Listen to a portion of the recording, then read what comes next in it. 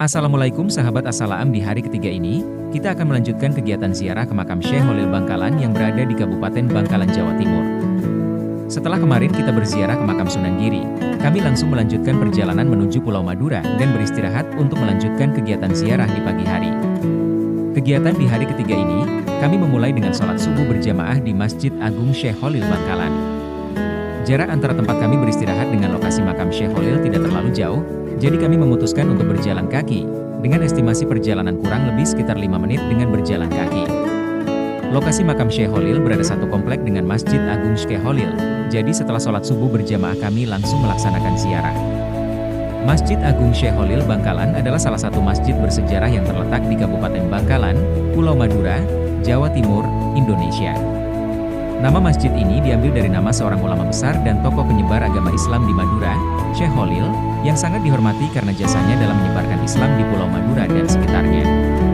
Syekh Holil Bangkalan adalah seorang ulama besar dan wali Allah yang sangat berpengaruh dalam sejarah penyebaran Islam di Indonesia, khususnya di Pulau Madura dan Jawa. Nama lengkapnya adalah Muhammad Holil, dan ia lahir pada tahun 1820 di Desa Kemayoran, Bangkalan, Madura, Jawa Timur.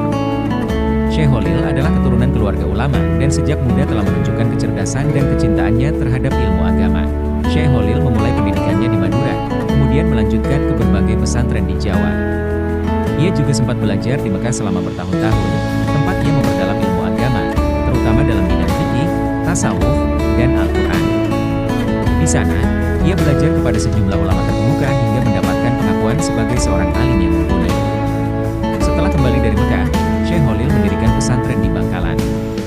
Pesantren ini segera menjadi pusat pembelajaran agama yang dikenal luas dan menarik santri dari berbagai daerah. Syekh Holil dikenal tidak hanya sebagai seorang pengajar, tetapi juga sebagai seorang wali yang memiliki karamah, yang semakin menambah wibawa dan pengaruhnya di masyarakat. Peran Syekh Holil sangat besar dalam mendidik banyak ulama yang kelak menjadi tokoh penting di Indonesia. Salah satu muridnya yang paling terkenal adalah K.H. Hashim Asy'ari, yang kemudian mendirikan Nahdlatul Ulama, NU. Selain itu, ia juga dikenal membimbing tokoh-tokoh perjuangan lainnya dalam menegakkan Islam dan melawan penjajahan di Indonesia. Syekh Holil wafat pada tahun 1925 dan dimakamkan di Kompleks Pemakaman di Martajasa, Bangkalan. Hingga kini, makam Syekh Holil menjadi tempat ziarah yang ramai dikunjungi oleh masyarakat sebagai bentuk penghormatan dan rasa cinta kepada beliau. Warisan Syekh Holil sebagai ulama besar dan penyebar agama Islam di Indonesia tetap hidup, dan namanya dikenang sebagai salah satu tokoh penting dalam sejarah Islam Nusantara. Setelah selesai berziarah, kami langsung melanjutkan perjalanan ke kota Surabaya, yang mana menjadi tempat peristirahatan terakhir Sunan Ampel. Selama perjalanan menuju kota Surabaya, kami disuguhi dengan pemandangan pagi hari Kabupaten Bangkalan yang indah, yang mana sepanjang perjalanan kami disuguhi dengan pemandangan hamparan persawahan yang sangat luas. Sebelum memasuki kota Surabaya, kita akan melewati jembatan ikonik di Jawa Timur dan Madura, yaitu Jembatan Suramadu. Jembatan Suramadu, atau Jembatan Surabaya Madura, adalah jembatan ikonik yang menghubungkan kota Surabaya di Jawa Timur dengan Pulau Madura, tepatnya di Bangkalan. Jembatan ini merupakan jembatan terpanjang di Indonesia, dengan panjang total sekitar 5.438 meter, membentang di atas Selat Madura. Pembangunannya bertujuan untuk meningkatkan konektivitas dan mempercepat pembangunan ekonomi di Pulau Madura, yang sebelumnya hanya dapat diakses melalui kapal feri. Sesampainya di kota Surabaya, kita akan langsung disuguhi dengan pemandangan kota Surabaya yang sangat ramai dan juga padat. Surabaya adalah kota terbesar kedua di Indonesia setelah Jakarta dan merupakan ibu kota Provinsi Jawa Timur. Kota ini memiliki sejarah yang panjang dan penting dalam perkembangan sejarah Nusantara, mulai dari zaman kerajaan hingga perjuangan kemerdekaan. Sesampainya di lokasi parkir bis sekitar pukul 9, kami langsung melanjutkan perjalanan menuju makam Sunan Ampel yang berada lumayan cukup jauh dari tempat kami transit. Sepanjang perjalanan menuju area makam kami disambut dengan cuaca kota Surabaya yang sangat terik, dan juga beberapa rombongan penziarah dari kota lain yang sama-sama akan menuju makam Sunan Ampel. Ziarah ke makam Sunan Ampel di Surabaya adalah sebuah perjalanan spiritual yang penuh makna, memadukan sejarah, keagamaan, dan nuansa budaya yang mendalam. Sebelum memasuki area makam, kita akan melewati toko-toko dengan nuansa seperti di Timur Tengah, yang dimana banyak toko yang menjual berbagai macam oleh-oleh seperti makanan khas Timur Tengah, pakaian muslim, rempah-rempah, dan masih banyak yang lainnya. Kita juga akan melewati Masjid Ampel yang berdiri megah.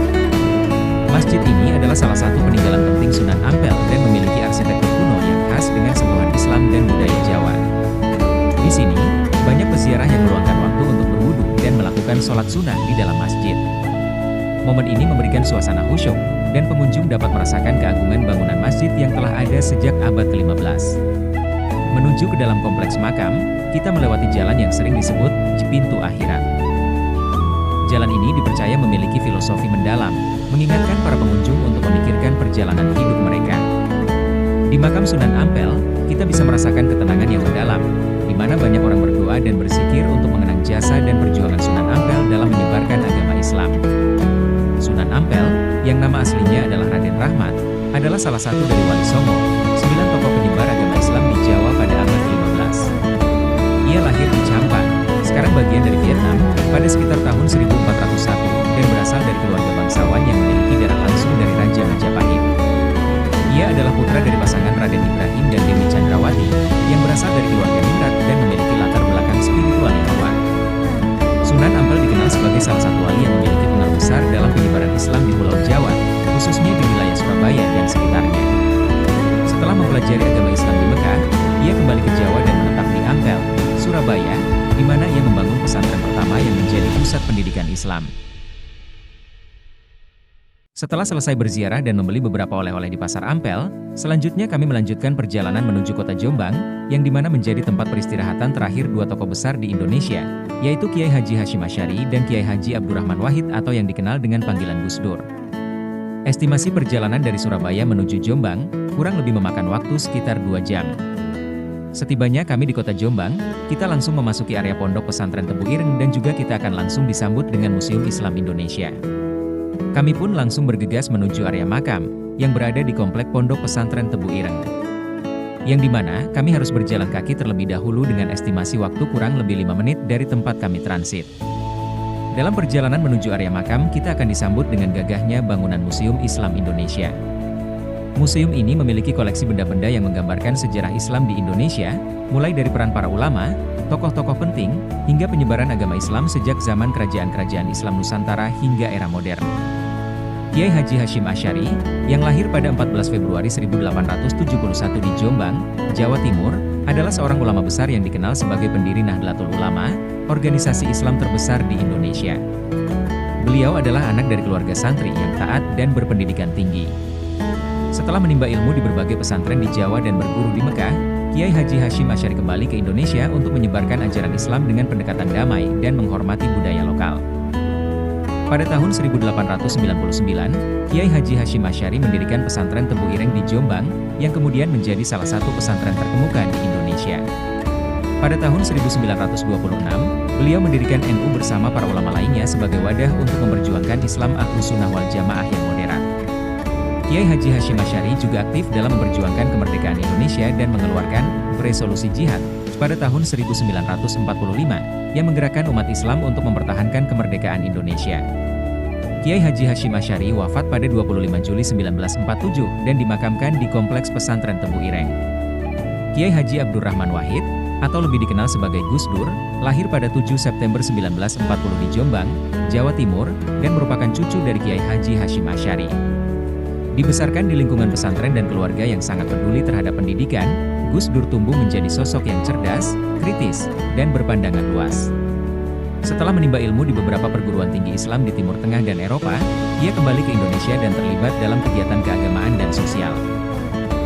Gus Dur wafat pada 30 Desember 2009 dan dimakamkan di Kompleks Pesantren Tebu Ireng, berdekatan dengan makam kakeknya, Kiai Haji Hashim Asy'ari. Di area makam, kita juga akan melihat beberapa bangunan yang sangat ikonik, yaitu salah satunya adalah sumur tua yang sudah berdiri sejak lama, dan juga dinding yang berisikan nama-nama tokoh besar yang dimakamkan di Pondok Pesantren Tebu Ireng, serta kalam Kiai Haji Hashim Asy'ari yang penuh dengan makna. Setelah berziarah dan membeli beberapa oleh-oleh khas Jombang, kami pun langsung melanjutkan perjalanan ke Yogyakarta, tepatnya ke Pondok Pesantren Sunan Pandanaran, yang dimana menjadi tempat peristirahatan terakhir Kiai Haji Mufid Masud. Sebelum meninggalkan kota Jombang, kita akan disuguhi dengan hamparan kebun jagung dan persawahan yang sangat luas. Karena kota Jombang merupakan salah satu penghasil jagung dan beras di Jawa Timur. Perjalanan menuju Jogja ini memakan waktu tempuh kurang lebih sekitar 6 jam. Dengan transit di Kota Ngawi untuk istirahat dan makan malam. Sesampainya kami di Yogyakarta, tepatnya di Pondok Pesantren Sunan Pandanaran sekitar pukul 10 malam. kami langsung istirahat di area pondok untuk melanjutkan kegiatan ziarah esok hari. Di hari keempat ini, kami memulai kegiatan ziarah pada pukul 4 pagi, setelah sholat subuh berjamaah bersama para santri Sunan Pandanaran. Karena makam Kiai Haji Mufid Masud berada di area kompleks Santri Putra, jadi kami memutuskan untuk melakukan perjalanan terlebih dahulu menggunakan bis, karena jarak dari tempat kami transit menuju makam cukup lumayan jauh. Estimasi perjalanan kurang lebih sekitar 5 menit, dengan kondisi lalu lintas yang sepi. Setibanya di area pondok, kami langsung bergegas menuju area makam untuk melaksanakan ziarah. Kegiatan ziarah ke makam Kiai Haji Mufid Masud ini merupakan penutup dari rangkaian rihlah dan studi religi tahun 2024. Kiai Haji Mufid Masud adalah seorang ulama besar dan pendiri Pondok Pesantren Sunan Pandanaran di Sleman, Yogyakarta. Lahir di awal abad ke-20 di lingkungan keluarga santri, beliau sejak kecil telah menunjukkan ketekunan dalam belajar agama. Kiai Haji Mufid Masud berasal dari keluarga yang sangat religius dan memiliki komitmen kuat terhadap pengajaran Islam. Hal ini membuatnya tumbuh dengan pemahaman agama yang mendalam, serta semangat tinggi untuk berdakwah dan mendidik umat. Beliau menimba ilmu dari sejumlah pesantren di Jawa, di mana beliau belajar langsung dari para ulama terkenal pada masanya. Setelah menempuh pendidikan agama, Kiai Haji Mufid Masud merasa terpanggil untuk membagikan ilmu yang telah beliau dapatkan. Pada tahun 1975, beliau mendirikan Pondok Pesantren Sunan Pandanaran sebagai wadah bagi generasi muda untuk mendalami Al-Quran dan ilmu agama Islam. Pondok Pesantren Sunan Pandanaran didirikan dengan visi besar untuk mencetak generasi penghafal Al-Quran dan ulama yang memiliki keilmuan luas serta akhlak yang baik. Kiai Haji Mufid Masud sangat memperhatikan kualitas pendidikan santri, baik dalam hal penguasaan Al-Quran maupun ilmu-ilmu agama lainnya. Di bawah kepemimpinan beliau, Pondok Pesantren Sunan Pandanaran berkembang menjadi pesantren besar yang juga mengintegrasikan ilmu umum dengan pendidikan agama. Kiai Haji Mufid Masud dikenal sebagai ulama yang sederhana, karismatik, dan penuh kasih sayang kepada para santrinya. Beliau meninggalkan warisan pendidikan yang besar melalui Pondok Pesantren Sunan Pandanaran yang terus berkembang dan menghasilkan banyak alumni yang berdakwah di berbagai daerah. Hingga saat ini, Kiai Haji Mufid Masud dihormati sebagai salah satu tokoh penting dalam pendidikan Islam di Indonesia, khususnya di Yogyakarta.